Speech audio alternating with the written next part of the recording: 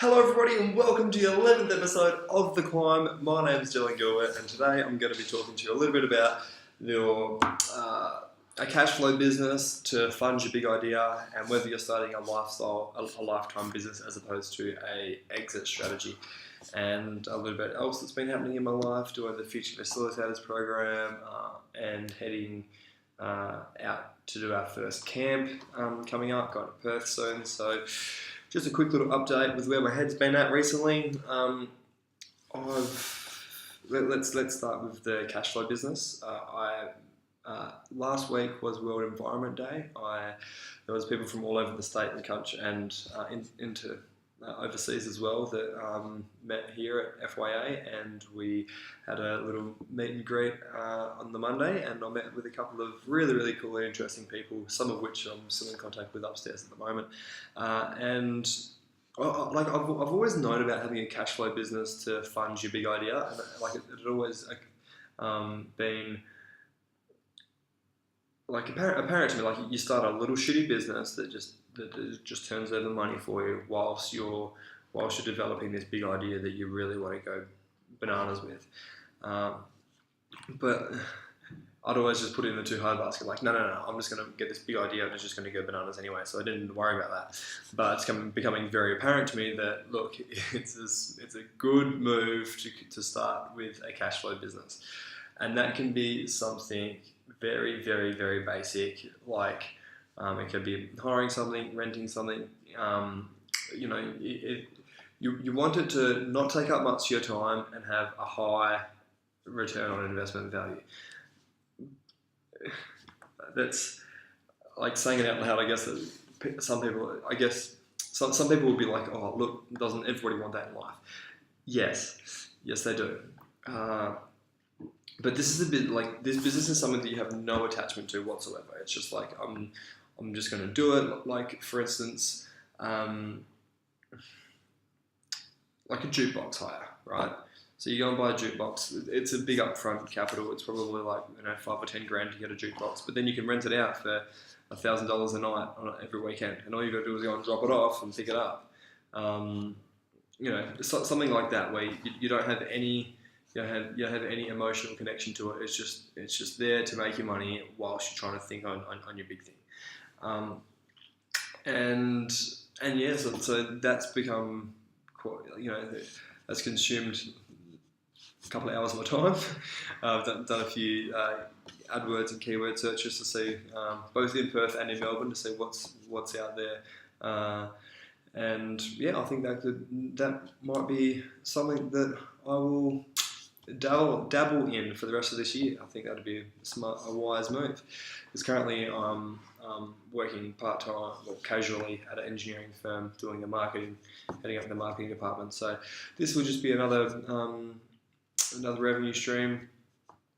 Not too sure what it's going to be yet, but I'm open to ideas and possibilities. So and this is to fund your big idea, right? So when you're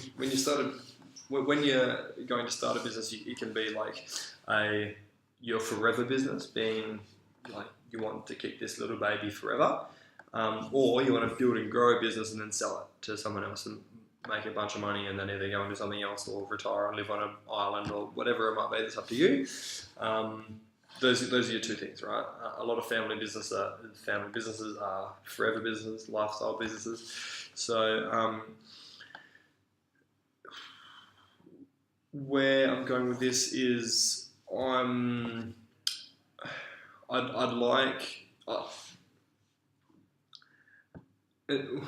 not too sure whether it's going to be an exit strategy yet or a forever business, because I want to, as I'm developing the idea, it's just becoming more and more of me, and I'm starting to get really so this one I'm changing some ideas, because I'm like, oh look, I don't like that idea as much. Like, it might sell more, but I don't feel okay with it in here. So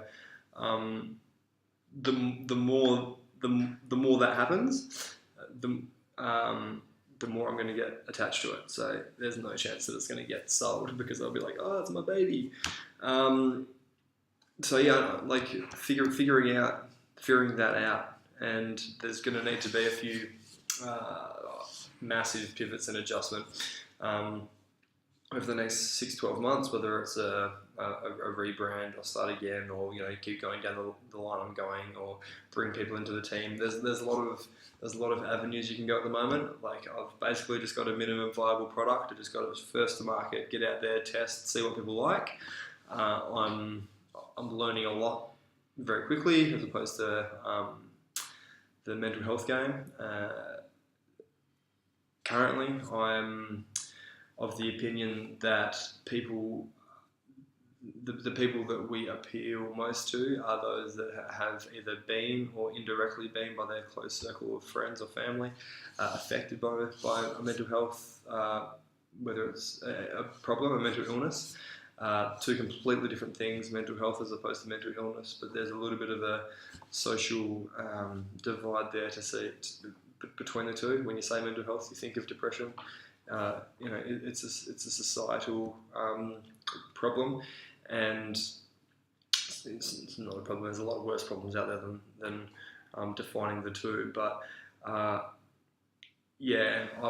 been having some really, really great conversations with people about what the purpose is of this business, whether is it how big I wanted to get it and how much impact I wanted to have.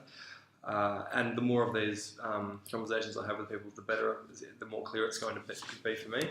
So I'm excited and frustrated because I don't have the answers. So I'm going through a learning phase at the moment where it's okay to not know the answers. You've just got to keep going and going, and eventually you'll start to be able to line things up, and then you just push the domino and hopefully they roll out. Maybe they don't, maybe they will just, maybe it stops, but hey, try, pivot, fail, try again. As I said the other week, yes, exit strategy. I haven't really thought about much into an exit strategy since I came to the conclusion that getting into retail shops, for instance, is not the end game. That's not what success looks like to me anymore. Which is different from when I first came to Melbourne, because when I first came to Melbourne, that was my whole goal. My whole strategy was, I'm going to get this product into Myer. I've learned that Myer take all your money and you're left with nothing, and they want you to do and not just Myer, all the businesses, all the retail stores want to take massive cuts of your markup, your profit, as they should. They've got bills to pay, staff to pay, ads to run. They've got a full business to run, right? So, I'm looking at sticking into the online game for now, and things may roll out into the future, but for now, success to me looks like a massive Instagram following over, being available in Autonomy or Neverland Store or one of these,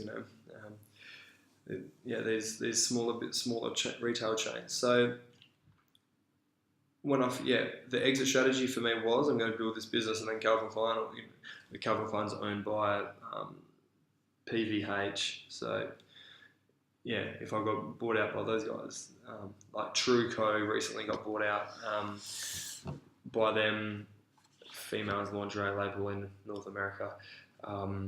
That would have been a massive success. But now it's it's very corporate. Dylan is not corporate. So this is back to that lifestyle business, the every time forever business. For me to go through the resilience of failure after failure after failure after failure. If I'm going to work in a suit and tie every day, I will want to top myself. I just can't fathom suit and tie every single day of the week. It's not going to happen.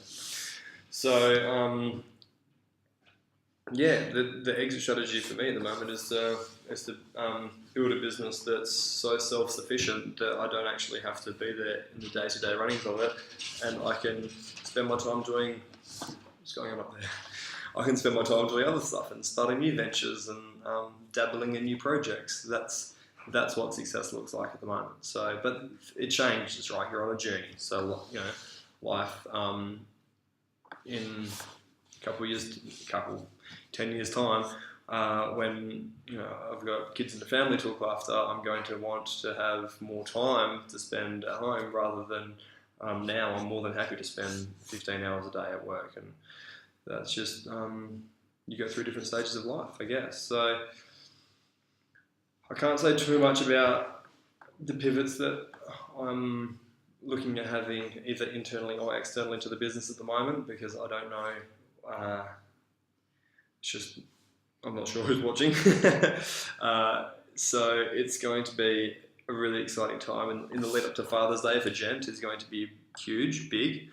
I'm putting together a big awareness campaign around through the cafes, like takeaway coffee cups and stamping coffee cups, with a message to strengthen father-son relationships in the local area of that cafe.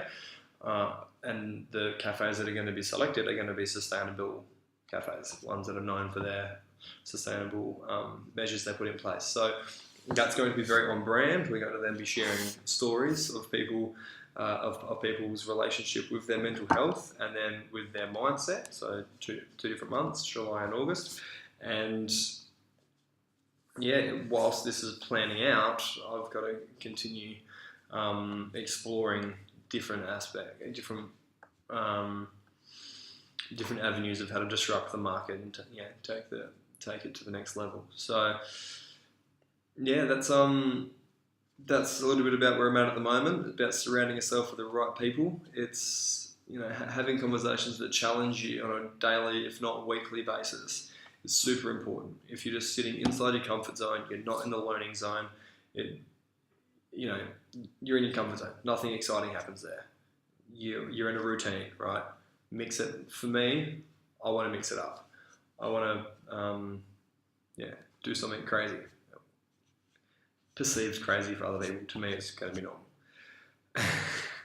Okay, I'm going to leave it at that. I went a little bit over my 10 minutes this time. I'm trying to keep them short and sharp, but that's where I'm at the moment. And yeah, speak to you after the weekend. See ya.